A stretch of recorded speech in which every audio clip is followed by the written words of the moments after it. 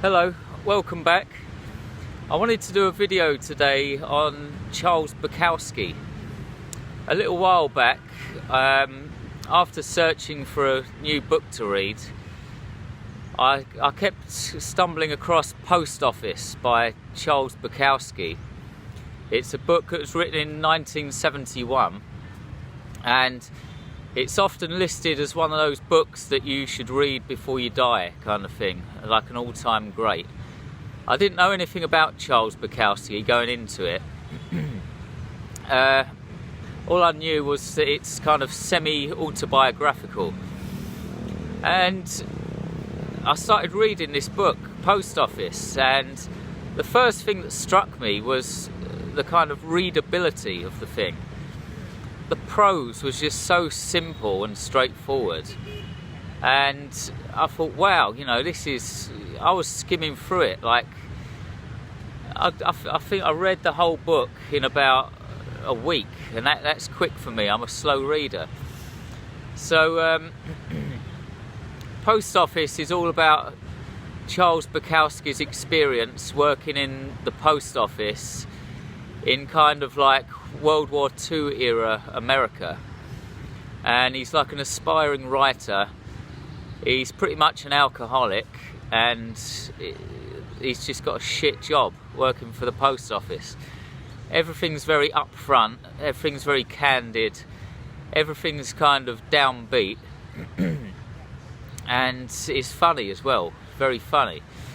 So I finished that, and that led me on to a book called Factotum, which was published a few years later in 1975. This one, it's very, very similar. It's semi-autobiographical again, and it's about...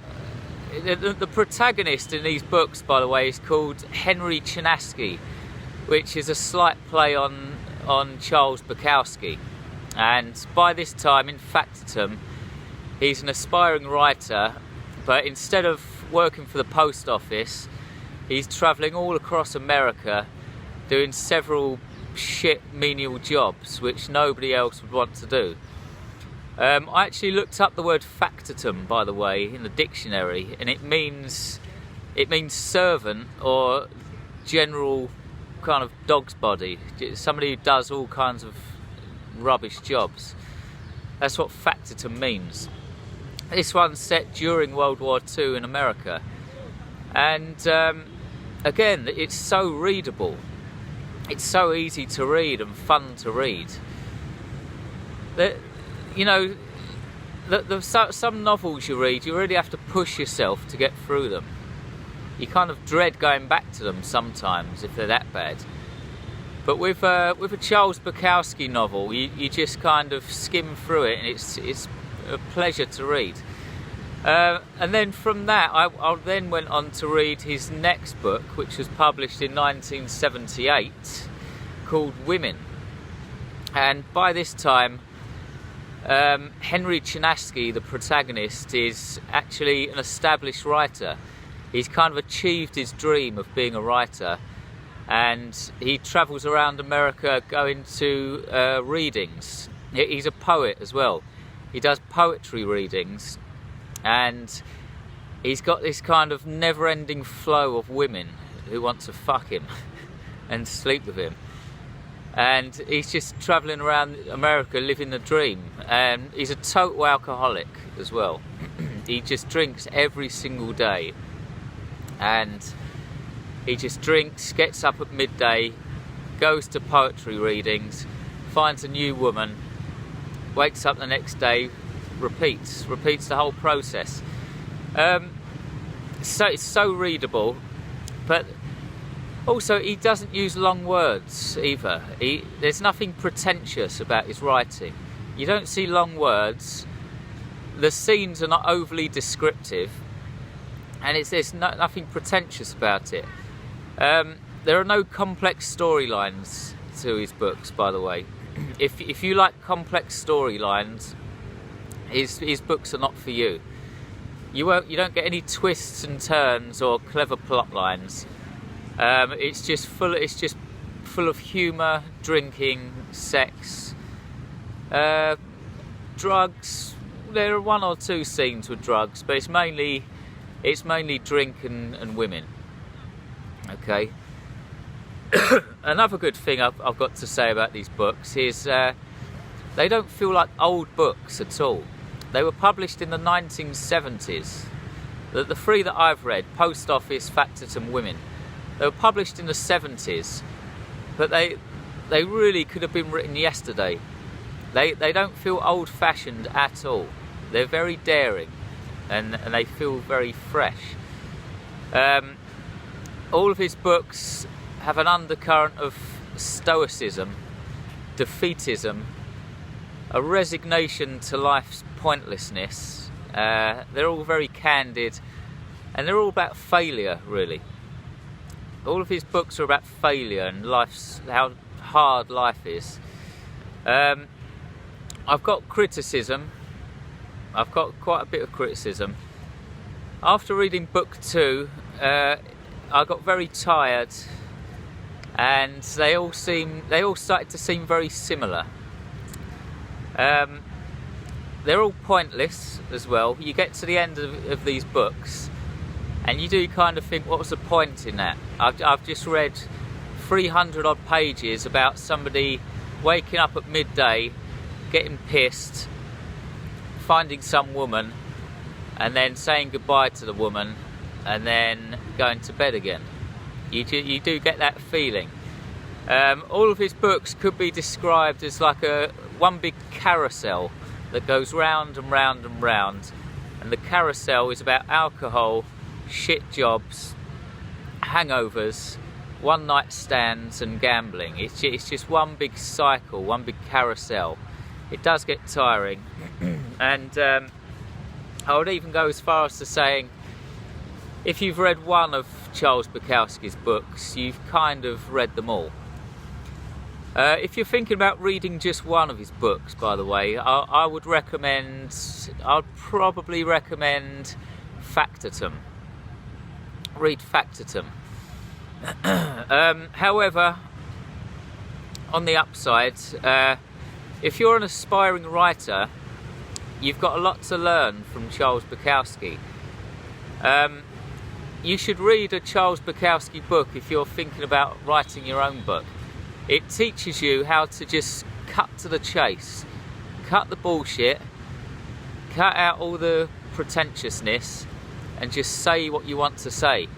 I watched an interview with Charles Bukowski, and he said, look, if you're writing a book, every single line should have it. Every single line and every single sentence should contain what you want to say. Every single sentence should have it, and it's good advice. His books don't get boring in that way. They cut to the chase. And also, another good thing to say about his books, they're based on real life events. You know, Charles Bukowski was a very troubled man. I've actually watched, after I finished these 3 books, I watched a documentary on him, and he had a hard life. He was a real life alcoholic. He was abused by his father as a child. I don't think he was abused sexually, but his father used to beat him and whip him with a belt every day. And he grew up with terrible acne as well. His face was covered in spots. He wasn't attractive. He didn't lose his virginity until the age of 24. He had a rough time growing up, and he was a real life alcoholic. And although his books are fictionalized to a certain extent, they are based on real life events. He kind of reminds me of Hunter Thompson, the man who wrote Fear and Loathing in Las Vegas. He reminds me of him a bit. And by the way, I've left a link to this documentary in the description box. And there's a certain point in this documentary where you can really see how messed up Charles Bukowski is. He's sitting on a sofa with one of his ex-wives or ex-girlfriends. This is all on film. And he's pissed out of his head as usual. And he actually starts attacking his girlfriend or wife. He actually kicks her. and then he swings a punch at her. It's all on film. You can see this exact moment at this point in the documentary. It's very disturbing. If you just watch this part of the documentary, if you want to see how messed up he was. Again, on the plus side, you never have to drag yourself back to one of these books. You can read them pretty effortlessly, and hidden amongst the sea of endless booze and sex and occasional drugs, hidden amongst the sea and the carousel of all of this stuff, you do get hidden pearls of wisdom. Now and again you read a sentence or two and you think, yeah, that makes this book worthwhile. These little insights that he comes out with. So it's good quality writing. On the whole, so my criticism is they get boring. After 3 books they get boring, but my advice to you is, if you want to dip your toe in Charles Bukowski's writing, read Factotum and then go from there. Okay? Now, before you go, I'd like to thank you all for the feedback from my last video about my project, my novella that I'm writing, or that I've written. It's called Swarm, and it seems that you're all interested. Most of you chose A. Nobody told me to fuck off, so you all chose A, and it seems like you're interested. So I'm going to go ahead and publish this novella, and I'm going to keep you updated along the way. One more final thing. I've been working on my website, but the mobile website, jamesflynn.org, the mobile version. I had some problems. It wasn't formatted properly, so I've sorted those formatting issues out.